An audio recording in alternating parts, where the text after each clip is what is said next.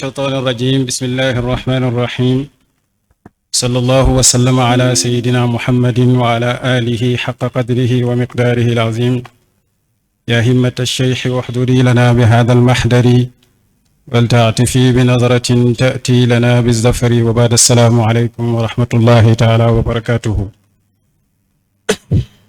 Mesdames et messieurs, chers maîtres, chers frères et sœurs, à l'occasion de ce colloque international consacré à la vie, à l'œuvre et à l'école de Cheikh Abdullahi, Haj Abdullahi ibn Sayyid Mohammed Niass, je voudrais aborder l'école niassène non comme une simple continuité familiale, mais comme une architecture spirituelle.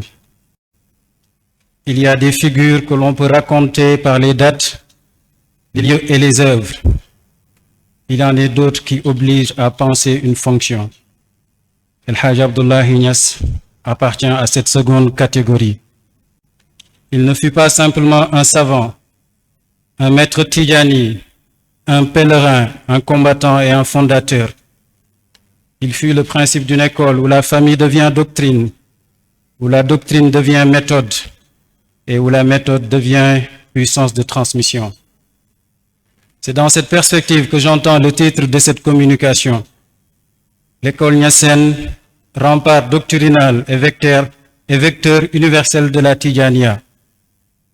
Ce titre ne juxtapose pas deux fonctions. Il décrit une tension féconde. Une voix ne peut se diffuser durablement que si elle sait se protéger. Mais une voix qui ne fait que se protéger devient une citadelle sans souffle. L'école niassène a tenu ensemble ces deux exigences: défendre sans se fermer, transmettre sans se dulier, recevoir sans imiter positivement, passivement, rayonner sans rompre le pacte. Inni saliluhu fa kayfa asifuhu wa hal utiqu alwasfa lakin man allamani wa arshada azubbu anhu kulla qitlin qasada. Ces vers ne relèvent pas seulement de la modestie du descendant. Ils indiquent une position de méthode. Parler d'un maître dont on hérite, ce n'est jamais parler depuis une neutralité froide. Mais l'absence de neutralité ne signifie pas l'absence de rigueur. Il y a une fidélité qui aveugle et une fidélité qui oblige à mieux comprendre. Ici, l'amour ne dispense pas de la preuve, il la réclame. Dans les sources arabes, Cheikh Abdullahi Niass radiyallahu anhu est défini comme l'un des prédicateurs les plus significatifs du XIIIe et du XIVe siècle de la Hijra. Cette description est juste, mais elle demeure descriptive. El Haj Abdullahi Niass représente surtout un type d'autorité religieuse dont l'Afrique musulmane a souvent été le laboratoire.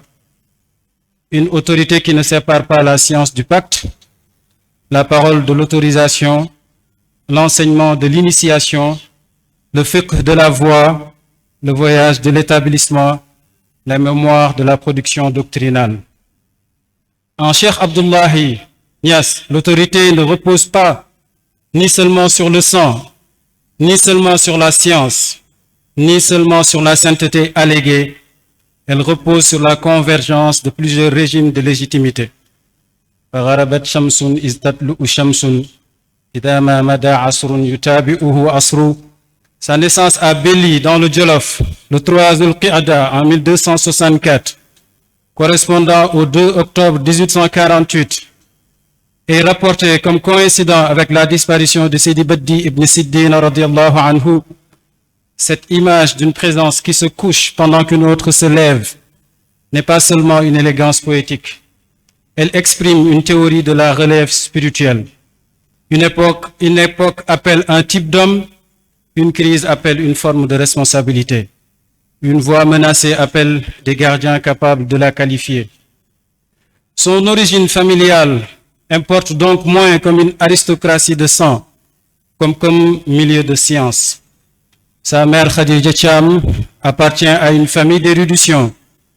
Son ascendance le rattache à des maîtres qui ont façonné le fiqh, la grammaire, l'enseignement et l'écriture dans nos anciennes écoles. L'école niassène ne naît pas d'une émotion religieuse spontanée, mais d'un terreau de savants, d'une longue discipline de la mémoire et du texte. آني به الحاج عبد الله والدنا بحر البحور تبيبي تارد السقم. Nommé Al-Hajj Abdullahi, océan des océans, et médecin sachant les mots, ce n'est pas seulement le magnifier, c'est indiquer qu'il intervient dans un moment où la voix a besoin de principes de guérison.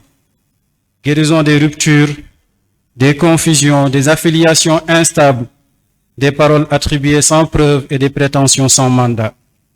Ces écrits attestent cette fonction fondatrice.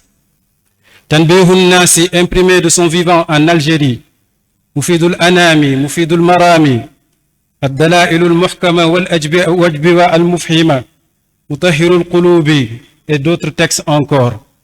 Ces œuvres ne sont pas des documents secondaires. Elles montrent un producteur de normes, un homme qui écrit pour qualifier, distinguer, corriger et défendre. Tanbihun Nasi ala saqawati naqidi bay'atil abil abbasi. La pièce centrale demeure Tanbihun Nasi, dont le titre annonce une véritable théologie du pacte. Ce texte déplace la bay'a du registre sentimental vers le registre normatif. La bay'a n'est pas un signe d'appartenance vague. Elle est une obligation spirituelle. Elle engage une relation, une chaîne, une fidélité, une responsabilité. Dans une époque où les affiliations peuvent se multiplier au gré des charismes locaux, Al-Hajj Abdullahi Niass rappelle que la voix ne se consomme pas comme une préférence. Elle se reçoit comme un pacte. Nous touchons ici au cœur du rempart doctrinal niassène.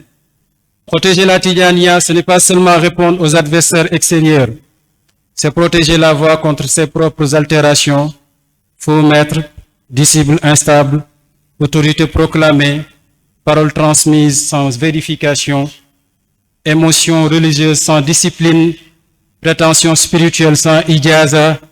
Toute tradition peut être détruite par ses ennemis. Elle peut aussi être défigurée par ceux qui parlent en son nom sans en porter les conditions. C'est pourquoi Al-Hajj Abdullahi comprend que le soufisme ne peut être pensé comme une simple ferveur. Il faut une juridicité de la voix. Distinguer le maître d'enseignement, Cheikh Ta'alim, le maître d'éducation, Cheikh Tarbiyati, et le maître d'élévation, Cheikh Tarqiyati. Savoir qui enseigne, qui autorise, qui guide et qui transmet. Une voix sans qualification devient circulation de prétention. Une voix sans pacte devient sociabilité religieuse. Une voix sans règles finit par perdre son centre. Ridallahi an shaykhi wa asli wa murshidi wa qad asha yahdina ila ad-din nasiran bi ghazwin wa ta'limin wa hajjin wa hijratin wa asha shakuran wa huwa qad asa sabira. Mais l'homme du pacte est aussi l'homme du mouvement. 4 mots structurent ici une vie. Ghazwun, ta'limun, hajjun, hijratun. Combat, enseignement, pèlerinage, exil. Ce ne sont pas 4 épisodes, mais 4 dimensions d'une autorité. Responsabilité historique, transmission, inscription dans la Ummah, prix payé pour rétablir une œuvre. ودار شيخي في فاس على كبر لكن يحركه حب الملاقات فنال ذلك يقظانا وصافحه بحر المعارف ينبوء الكرامات. La visite à Fès n'est pas donc un détail biographique. Elle est un moment de légitimation. Elle relie Kaolack à la source maghrébine de la voix, tout en préparant le moment où Kaolack deviendra lui-même foyer d'irradiation. Fès authentifie, Kaolack recueille, transforme et propage. Fayadun biha ahadtuhu wa ajaztuhu bi ijazati al-itlaq bil iqani. C'est ici que Cheikh Ahmed Soukayri doit être soucié dans toute sa portée. Il n'est pas seulement une voix d'éloge venue du Maroc. Il est témoin, garant et méthodologue. Dans Tajur Ru'ous, il atteste la reconnaissance initiatique de Al-Hajj Abdullahi et sa ijaza. Dans Jinayatul Muntasib al-Ani, il fournit une règle de discernement contre les fausses attributions. Dans Al-Ahjar al-Maqtiya, il élargit la défense des Ahlullahi à une géographie tidjani plus vaste. Ahmed Soukayri montre que l'école niassène se rattache, vérifie, distingue, défend sans inventer et transmet sans déformer. Il serait pourtant réducteur de faire de cette école une ligne à 3 noms, Autour d'El Hajj Abdullahi Niass, c'est toute une maison savante qui se constitue. Mam Khalifa illustre la défense poétique. Cheikh Ibrahim Niass porte le commentaire, la systématisation et l'universalisation. Al-Hajj Mohammed Zainab donne la règle à la forme pédagogique.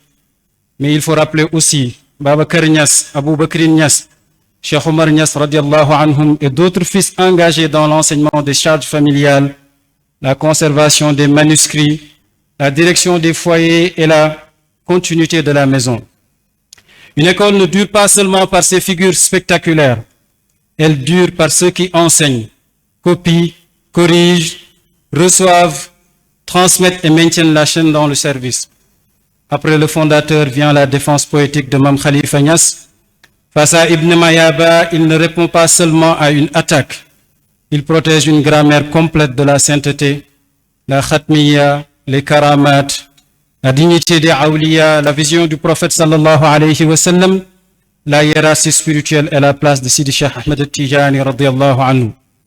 قال الأبيد الكولخي محمد سليل عبد الله وهو يحمد جردت من قريحتي مهندا لأسقيه به كأس الردى. Et le poème devient ici sabre doctrinal. Il ne chante pas seulement la voix, il la protège. Dans l'Afrique musulmane savante, la poésie n'est pas un texte esthétique. Elle condense la preuve, fixe la riposte, mémorise la doctrine et transforme la langue arabe en souveraineté intellectuelle.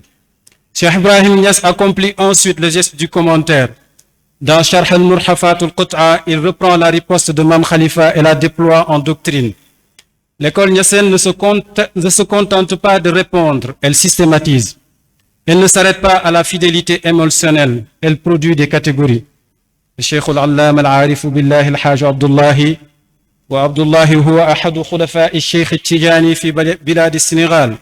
Cette formule est capitale. Baye Niass radiallahu anhu ne se contente pas d'hériter filialement, il qualifie doctrinalement son père comme Khalif Tidjani au Sénégal, c'est-à-dire comme autorité de transmission, de garde et de représentation de la voix. Tanbihul Azkiya'i fi kawni Cheikh Tidjani Khatimin Awliya'i. Avec Tanbihul Azkiya'i, Cheikh Ibrahim Niass porte la défense à un degré supérieur. Il inscrit la Khatmiya dans une métaphysique de la wilaya, dans la hiérarchie des degrés et dans la fonction fondamentale.